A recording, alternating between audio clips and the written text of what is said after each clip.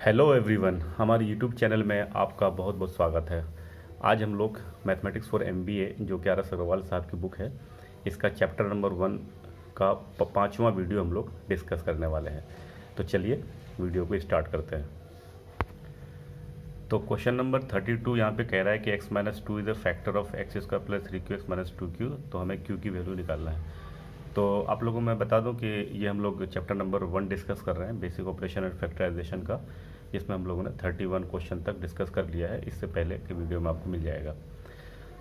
तो यहाँ पे जो टॉपिक है फैक्टर का है। तो मैं इस क्वेश्चन को बताने से पहले थोड़ा बहुत आपको मैं थ्योरी बता देता हूँ कि इसका क्या यूज़ होता है। तो एक होता है फैक्टर थ्योरम, एक और दूसरा होता है रिमाइंडर थ्योरम। तो तब हम लोग इस क्वेश्चन को डिस्कस करेंगे।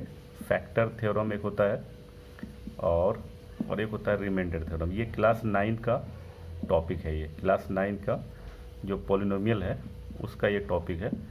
तो उसमें आपको ये मिलता है फैक्टर थ्योरम, रिमाइंडर थ्योरम। तो इसकी दोनों की जानकारी अगर आपको हो जाएगी तो फिर आपको इस तरह क्वेश्चन बहुत आसानी से बन जाता है। तो रिमाइंडर थ्योरम पहले हम लोग डिस्कस करेंगे, फिर फैक्टर थ्योरम को बात करते हैं। रिमाइंडर थ्योरम क्या होता है? सपोज करते हैं हम लोग कोई एक पोलिनोमियल ले लेते हैं। मान लें कि हम एक पोलिनोमियल एक्स माइनस टू ले लेते हैं, इसी को ले लेते हैं। और एक दूसरा पोलिनोमियल सपोज करते हैं हम लोग x square plus three x minus मान लो कि हम लोग 5 ले लेते हैं। ऐसा कोई मेरे पास पोलिनोमियल है। तो अब कहता है कि इस पोलिनोमियल से इसको डिवाइड करना है। तो इसको डिवाइड करके और बोलता है कि इसका रिमाइंडर बताइए। रिमाइंडर थ्योरम बेसिकली हमें रिमाइंडर के बारे में बताता है, रिमाइंडर बताइए। तो इसका एक तरीका तो ये होता है कि इसको लॉन्ग डिवीजन मेथड से हम लोग सॉल्व करते हैं, जो कि रिमाइंडर थ्योरम हमें उससे रोकता है कि भाई लॉन्ग डिवीजन मेथड से रिमाइंडर निकालने की ज़रूरत नहीं है। तो अगर आपको रिमाइंडर निकालना हो तो सीधा क्या कहता है कि आपको करना क्या है कि x माइनस टू की जगह रख करके फिर इज इक्वल टू 0 लिखना है। फिर यहाँ पे x इज इक्वल टू 2 ले लेना है। अगर यहाँ पे प्लस होगा तो इधर जाकर के ये माइनस हो जाएगा, दोनों हो सकता है। और फिर x इज इक्वल टू 2 इस पे रखना है हम लोग को। तो ये 2 का स्क्वायर हो जाएगा, 3 इंटू 2 माइनस 5। इसको सॉल्व कर देंगे तो ये 4 प्लस 6 माइनस 5, 4 और 6 हो जाएगा 10 माइनस 5 इज इक्वल टू 5। जो ये चीज़ यहाँ मिल रहा है ना, यही हमारा रिमाइंडर कहलाता है। और जो अगर यहाँ पे रिमाइंडर 0 हो जाता, अगर यहाँ पे सपोज मान करके चलते हैं ऐसा कोई पोलिनोमियल होता कि इसको सॉल्व करने पे यहाँ पे 0 हो जाता, तब हम लोग बोलेंगे कि this is factor of this. तो रिमाइंडर निकालने का तरीका ये हो जाता है। और फैक्टर चेक करने का कि अगर रिमाइंडर 0 हो जाएगा तो वो फैक्टर हो जाएगा। तो फैक्टर थ्योरम के लिए हमें सबसे पहले रिमाइंडर निकालना होगा।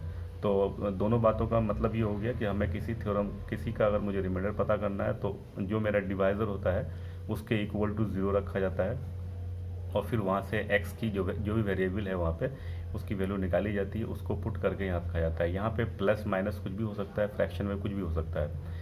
अब इसकी वैल्यू यहाँ रखेंगे इस पोलिनोमियल में, और फिर इसके बाद जो आंसर आता है वो हमारा रिमाइंडर कहलाता है। अगर रिमाइंडर 0 हो जाएगा तो इसका मतलब जो पोलिनोमियल हमारा डिवाइज़र जो है वो हमारा फैक्टर होता है। अच्छा, फैक्टर थ्योरम भी यही हो गया। और कभी कभी बोलता है, इस क्वेश्चन में चेंज हो जाएगा, अभी आगे आने वाले क्वेश्चन में मिलेगा आपको कि x minus two is HCF भी बोल देगा।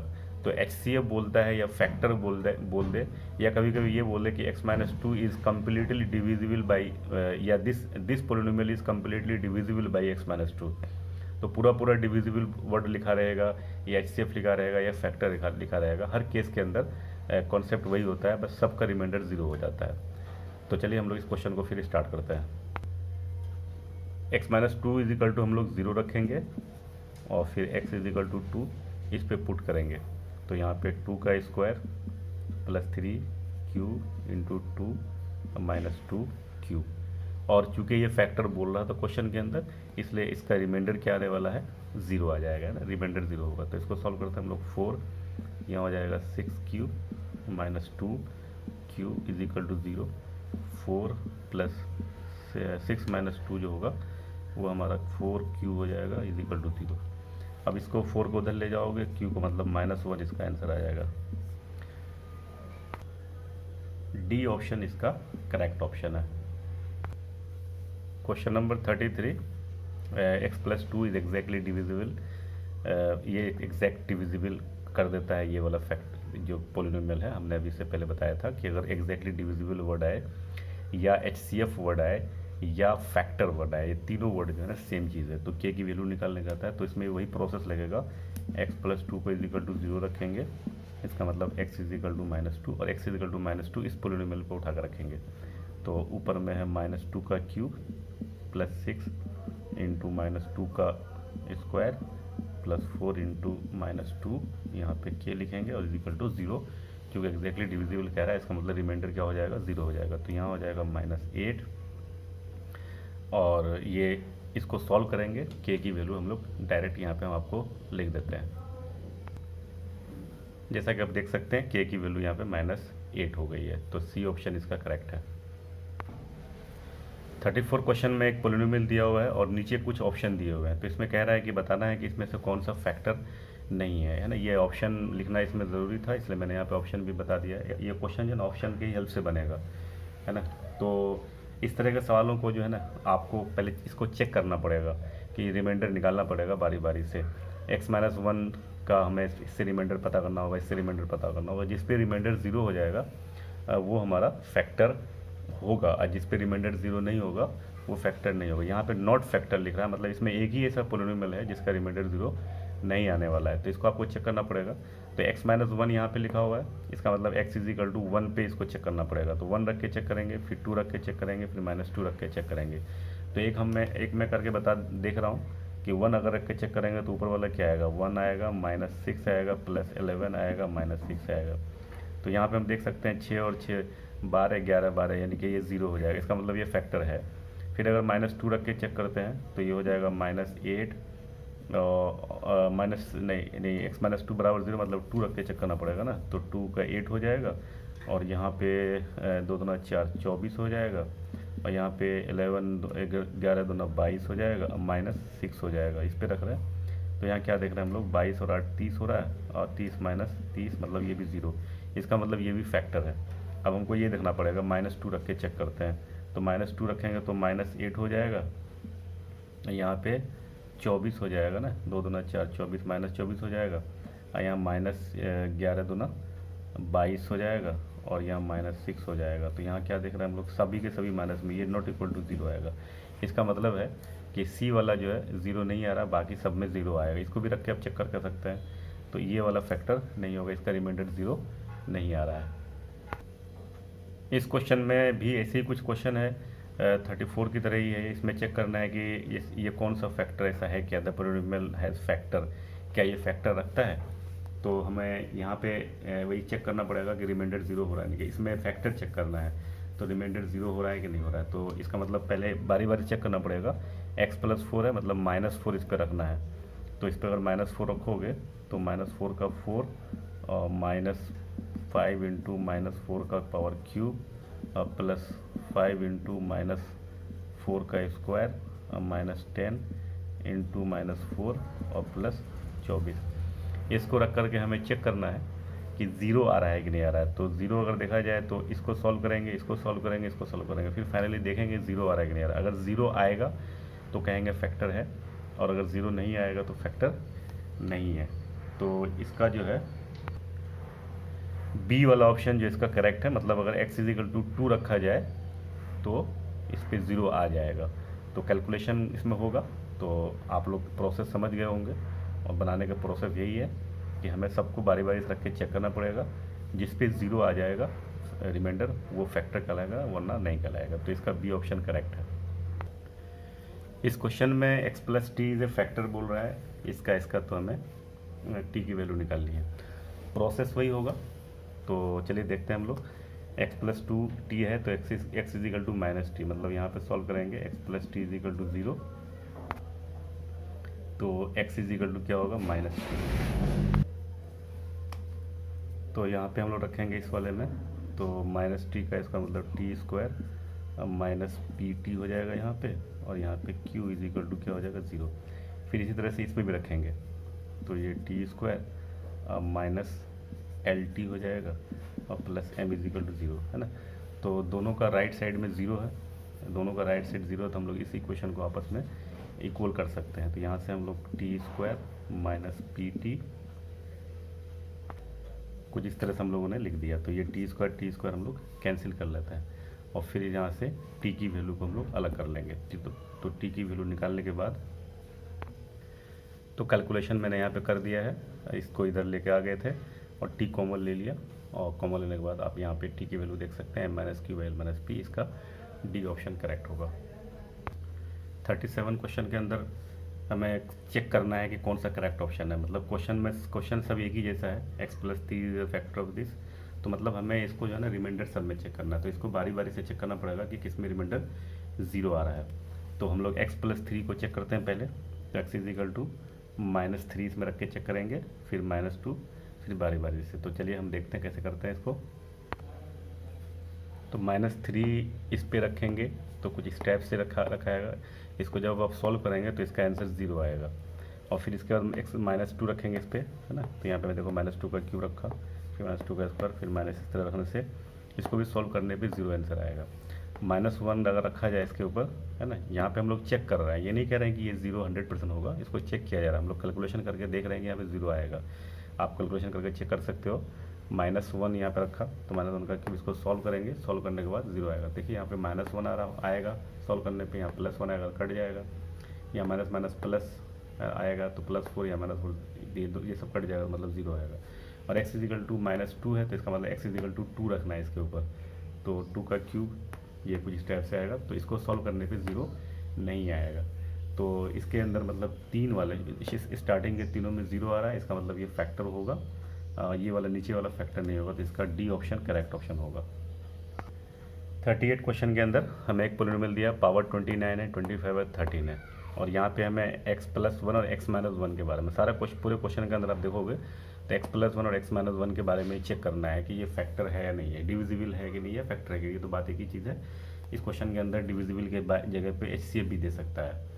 तो यहाँ पे एक इस तरह क्वेश्चन में एक फ़ायदा ये होता है कि 1 जो है 1 से डिवाइड करने, मल्टीप्लाई करने वगैरह में आसानी हो जाती है। तो इसका मतलब हमें एक बार x = 1 रखना है, एक बार x = -1 रखना है। देखते हैं 0 आता है कि नहीं आता है। तो x = 1 रखोगे तो 1 का पावर 29, 1 ही आंसर आएगा, और -1 का पावर 25 मतलब -1 आएगा। फिर यहाँ पे 1 का पावर 13 मतलब 1 आएगा, और फिर -1 आएगा ना। तो ये और ये कट गया, मतलब 0।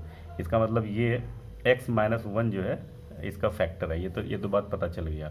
अब x = -1 रखते हैं, तो -1 रखोगे तो देखो -1 का पावर 29, पावर अगर ऑड होता है तो आंसर माइनस में आएगा, तो डायरेक्ट लिख देते हैं हम लोग -1।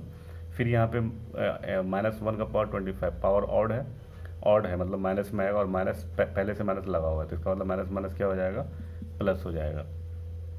तो ये माइनस हो गया, इसका आंसर माइनस था, तो माइनस माइनस इसको क्या कर देगा, प्लस कर देगा, ठीक है। और फिर यहाँ पे पावर ऑड है मतलब माइनस आंसर आएगा, और फिर ये माइनस ही आंसर रहेगा। इस वाले का आंसर माइनस है, इसका रहेगा। तो ये तो और ये कट गया, और इजिकल टू -2 आ गया, 0 के बराबर नहीं हुआ। इसका मतलब ये होगा कि x+1 जो है ना, ये वाला फैक्टर नहीं है और ये वाला फैक्टर है। तो यहाँ क्या लिख रहा है कि x-1 फैक्टर लिख रहा है बट नॉट बाई x+1। इसका मतलब ये वाला ऑप्शन जो है सही ऑप्शन होगा। तो बी ऑप्शन इसका करेक्ट ऑप्शन है। The value of k for which x-1 is the factor of x³ -1।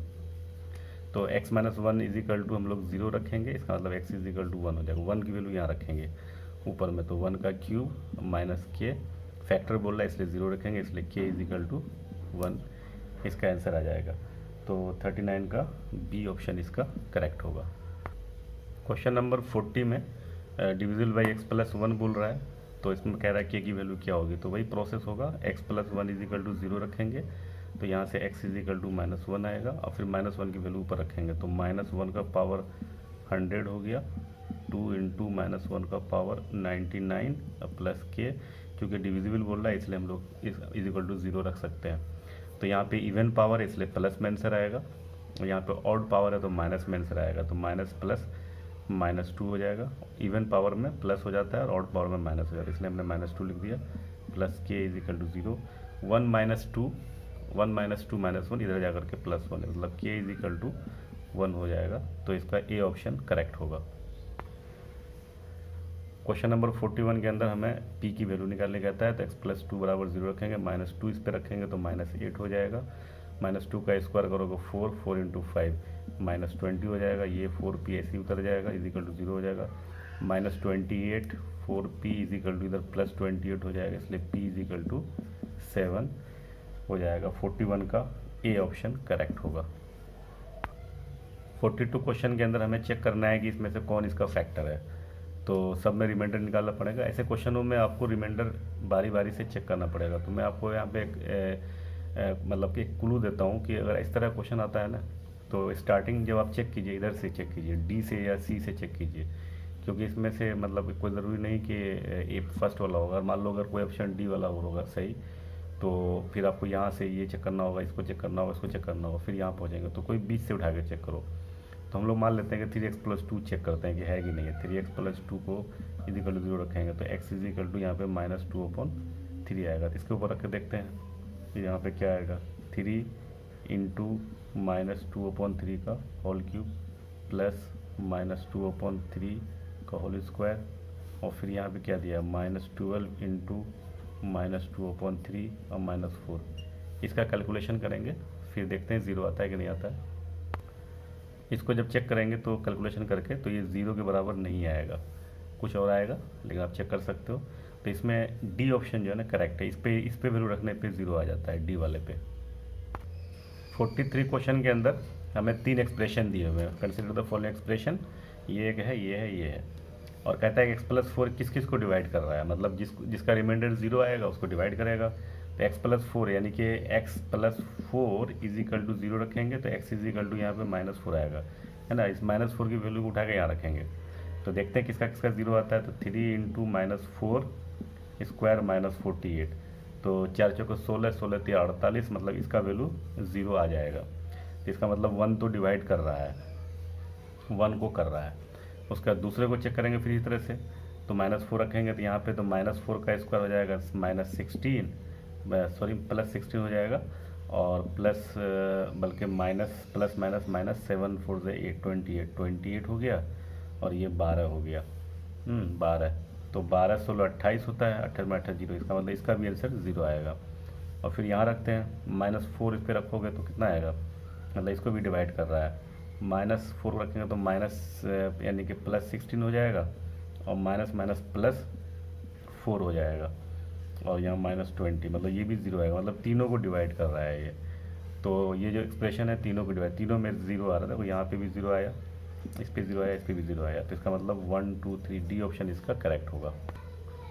44 question के अंदर कहता है x-a इसका फैक्टर है ना, x-a ही फैक्टर है, मतलब x इज इक्वल टू 0 रखेंगे, इसलिए x is equal to a।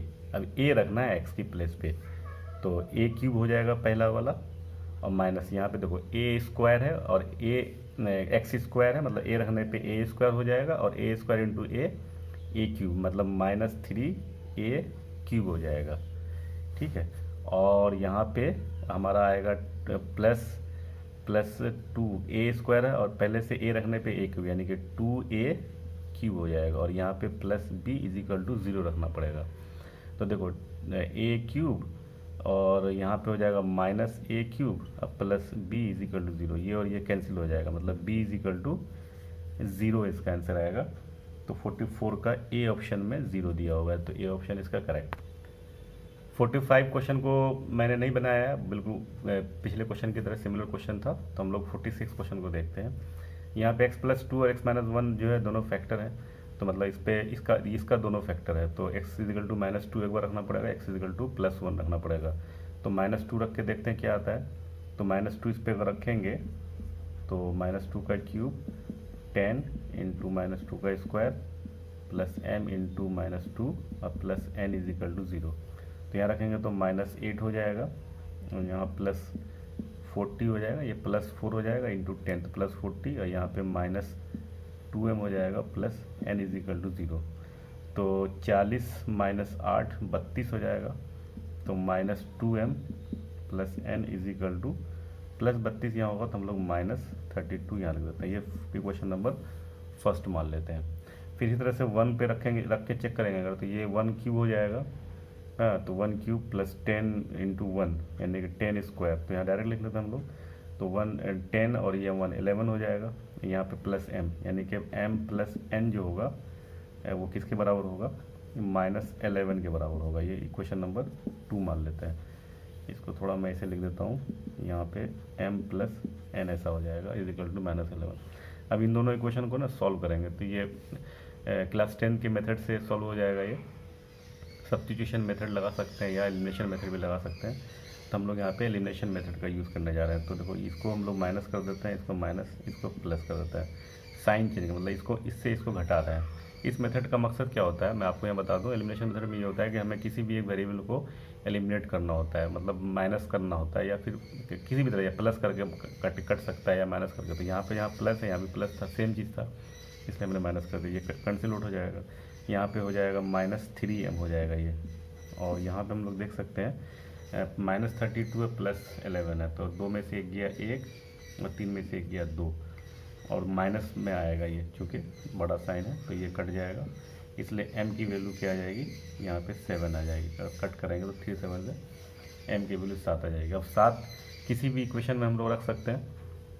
तो ये छोटा लग रहा है यहाँ पे, तो यहाँ पे लिख लेते हैं हम लोग, m की वैल्यू 7 हो गया और प्लस n हो गया इजिकल टू यहाँ पे -11 हो गया। इसलिए n इजिकल टू इधर जाकर के -18 हो जाएगा।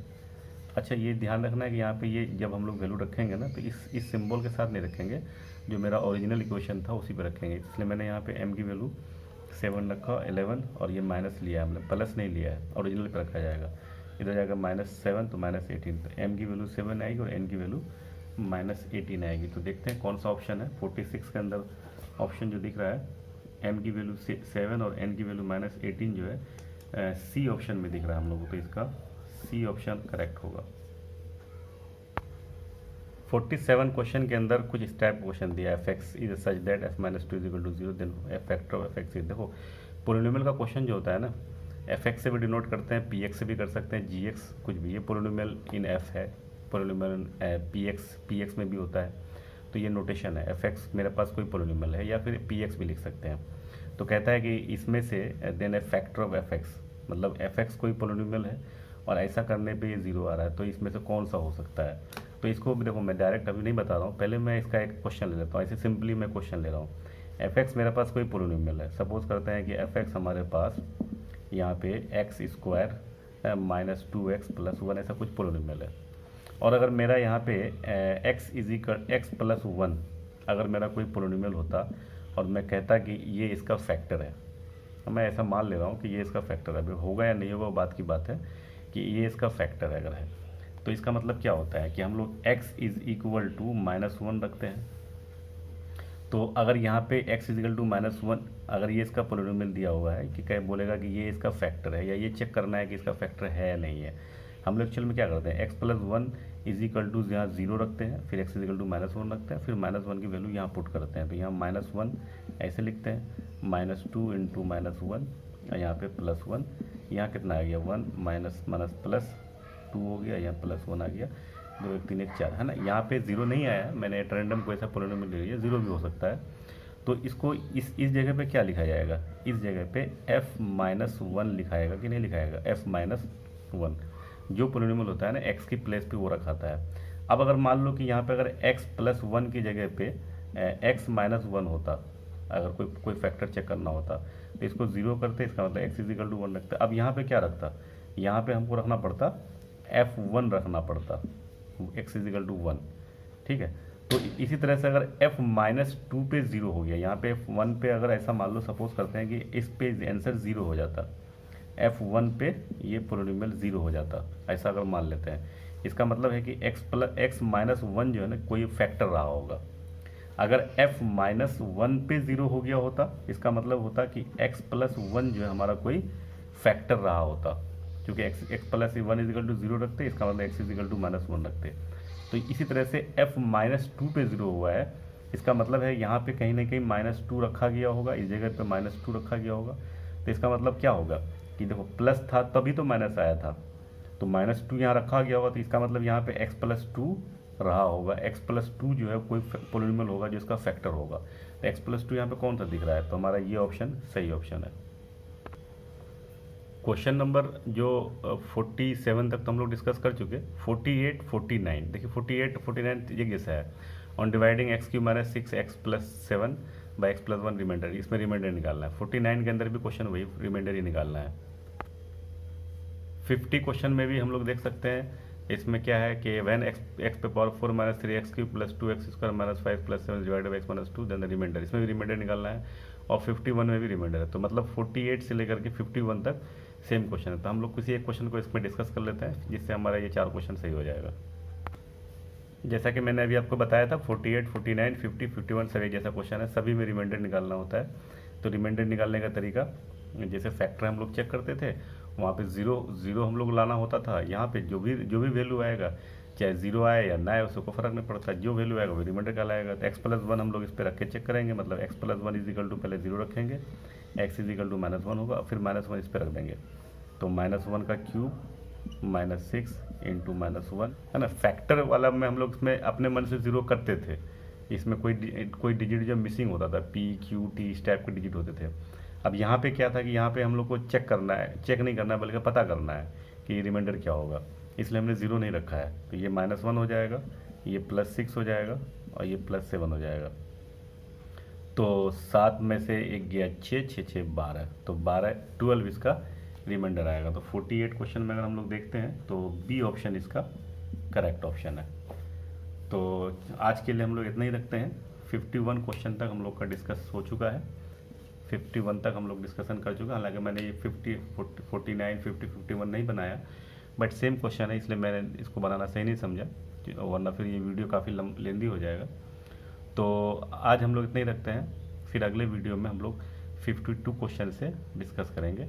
और फिर मैं वही बात, अगर मेरा वीडियो आपको पसंद आ रहा हो तो आप हमारे चैनल को सब्सक्राइब कर लें और अधिक से अधिक लोगों को ज़रूर शेयर करें। तो आज के लिए इतना ही, ओके, थैंक यू।